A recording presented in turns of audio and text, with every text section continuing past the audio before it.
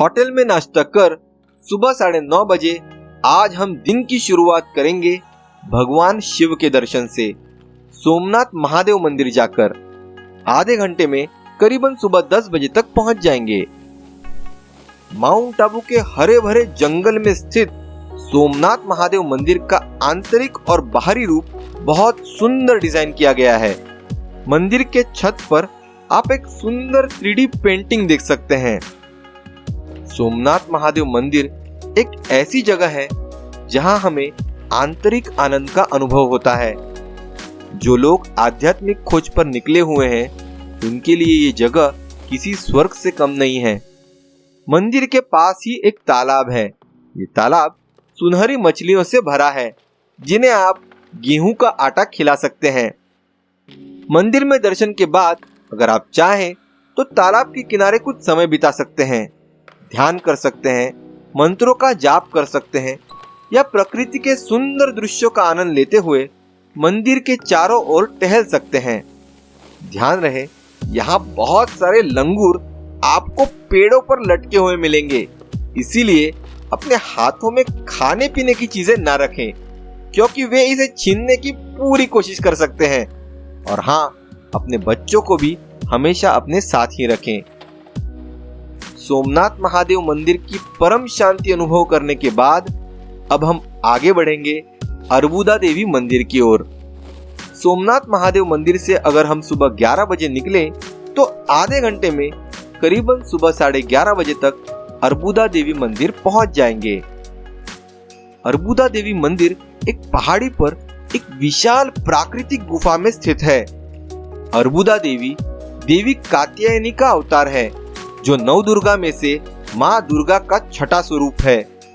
ये लगभग 5,500 साल पुराना मंदिर 52 शक्तिपीठों में से एक है जहां देवी सती के होंठ गिरे थे।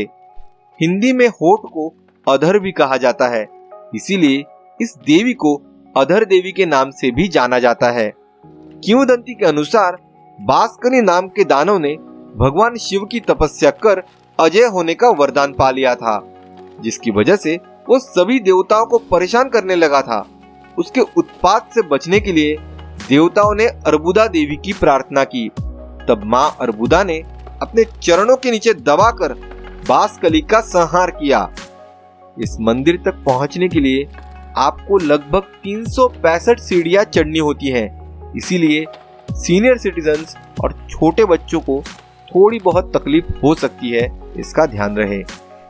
लेकिन एक बात तो है, आसपास के पहाड़ों और जंगलों का जो नजारा आपको उन सैकड़ों सीढ़ियों पर चढ़ने के बाद देखने मिलता है, उससे आपकी सारी थकान दूर हो जाती है।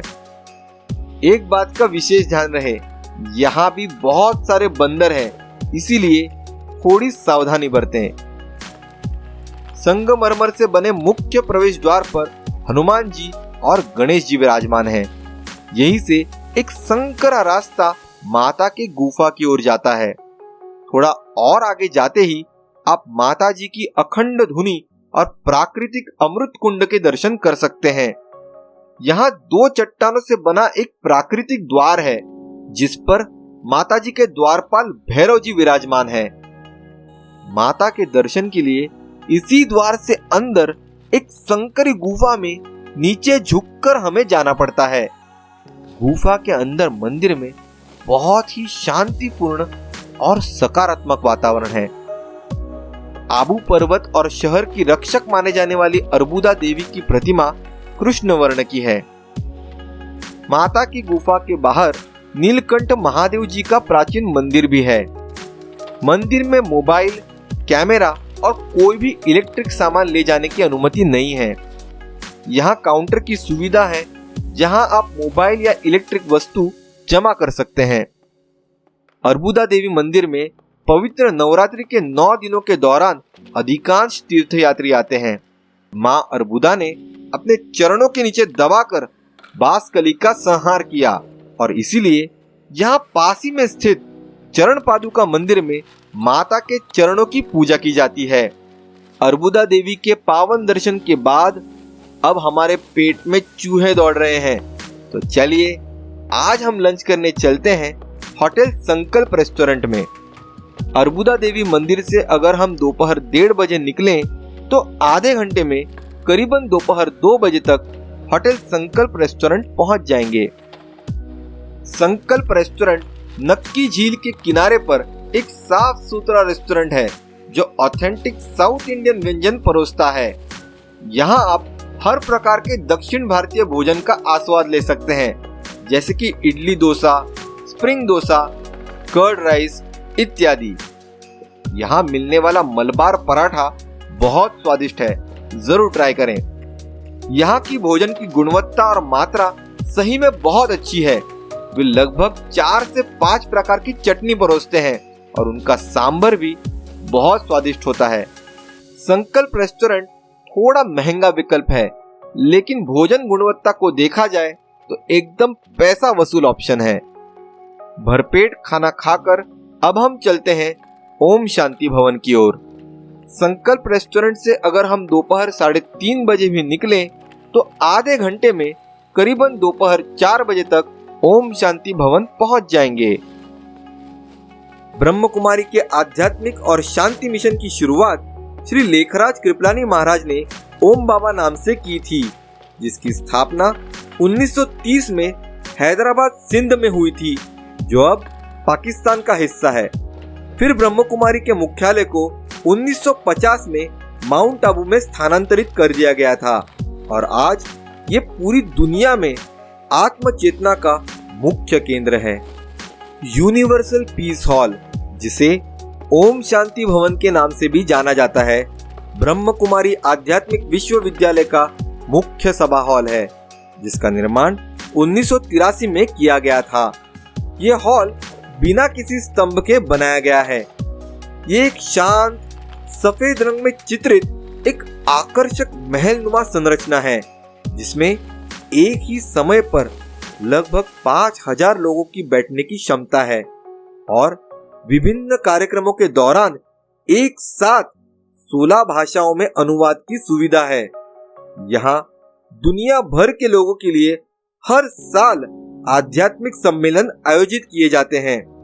इस आकर्षक हॉल को जब से सार्वजनिक पर्यटन स्थल के रूप में घोषित किया गया है, तब से प्रतिदिन बड़ी संख्या में लोग यहाँ आते हैं। इस सभागार में ब्रह्म कुमारियों के स्वयंसेवकों द्वारा पर्यटकों का स्वागत किया जाता है और आध्यात्मिक मिशन के उद्देश्य के बारे में जानकारी दी जाती है।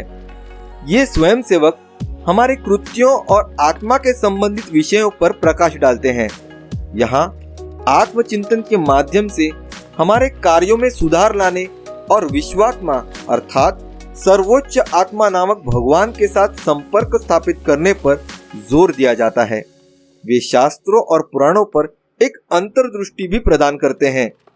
यहाँ हर एक व्यक्ति अपने मूल्यों, कर्म और जीवन के चक्र पर आत्मनिरीक्षण के महत्व को देख सकता है। ये हॉल राजयोग साधना सीखने का भी एक महत्वपूर्ण केंद्र है। जिस क्षण आप ओम शांति भवन के अंदर प्रवेश करते हैं, आपको परम शांति का अनुभव होता है। यहाँ प्रवेश निःशुल्क है। ओम शांति भवन या यूनिवर्सल पीस हॉल एक शांतिपूर्ण और सकारात्मक ऊर्जा का स्थान है। अगर आप मन की शांति की तलाश में हैं, तो आपके लिए ये जगह बिल्कुल सही जगह है।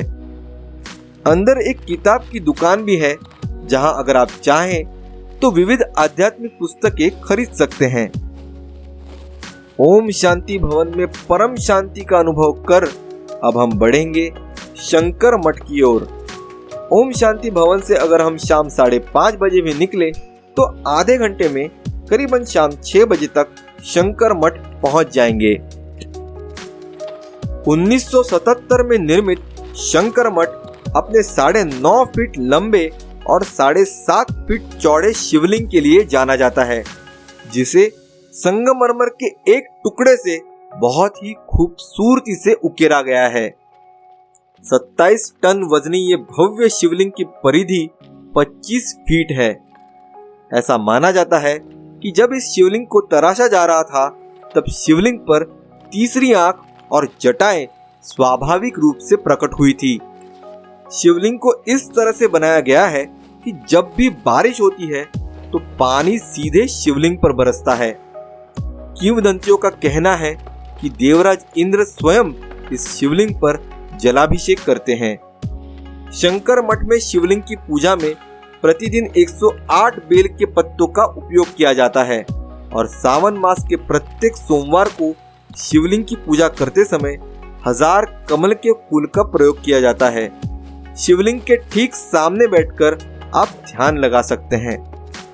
शंकर मठ के परिसर में रुद्राक्ष का पेड़ और कमल के फूलों वाला एक तालाब है जो इस जगह की सुंदरता को और बढ़ाता है। शंकर मठ चारों ओर से पेड़ और पौधों से घिरा हुआ है, जिससे यहाँ का वातावरण हर पल ठंडा रहता है। यहाँ का अलौकिक वातावरण मानसिक और आध्यात्मिक शांति प्रदान करता है। भगवान शिव के पावन दर्शन के बाद चलिए अब कुछ शॉपिंग करें तो कैसा होगा। चलिए चलते हैं पिकाडिली प्लाजा। शंकर मठ से अगर हम शाम 6:45 बजे तक भी निकले तो आधे घंटे में करीबन शाम 7:15 बजे तक पिकाडिली प्लाजा पहुंच जाएंगे। पिकाडिली प्लाजा माउंट आबू में होटल हिलॉक की एक शॉपिंग यूनिट है। पिकाडिली प्लाजा नक्की झील के पास बाजार क्षेत्र में स्थित है। यहाँ पीतल और कांस्य कलाकृतियां, साड़ियां, डिजाइनर सूट, बंदिनी ड्रेस, कुर्तियां, प्रिंटेड बेडशीट्स, तकिए के कवर से लेकर मिनिएचर पेंटिंग्स तक की वस्तुओं की एक विशेष श्रेणी है। इतना ही नहीं तो चांदी के आभूषण, घर की सजावट के सभी सामान, लकड़ी और संगमरमर की शानदार वस्तुएं खरीदने के लिए भी पिकाडिली प्लाजा एक उत्तम जगह है। पिकाडिली प्लाजा में ढेर सारी शॉपिंग कर रात 9 बजे अब हम डिनर करने चलते हैं tandoori bytes restaurant. Tandoori bytes mount Abu में मसालेदार, स्वादिष्ट और मांसाहारी भोजन प्रदान करने वाले सबसे अच्छे रेस्टोरेंट में से एक माना जाता है। यहाँ बहुत स्वादिष्ट नॉनवेज और वेज भोजन परोसा जाता है और इनके पास बहुत बढ़िया बारबेक्यू भी है। तंदूरी बाइट्स का फिश टिक्का, मटन भुना fry, mutton biryani, chicken shawarma, tandoori chicken, chicken tikka, chicken तूफानी, पेशावरी तंदूरी, मटन सीख, मुगलाई चिकन, तंगड़ी कबाब, चिकन रेशमी टिक्का, जाफरानी टिक्का, मटका चिकन, जाफरानी तंगड़ी और मटन रोगन जोश बहुत लाजवाब मिलता है। बहुत लंबी लिस्ट हो गई नहीं? तंदूरी बाइट्स में खाना खाकर अब हम होटल लौटेंगे।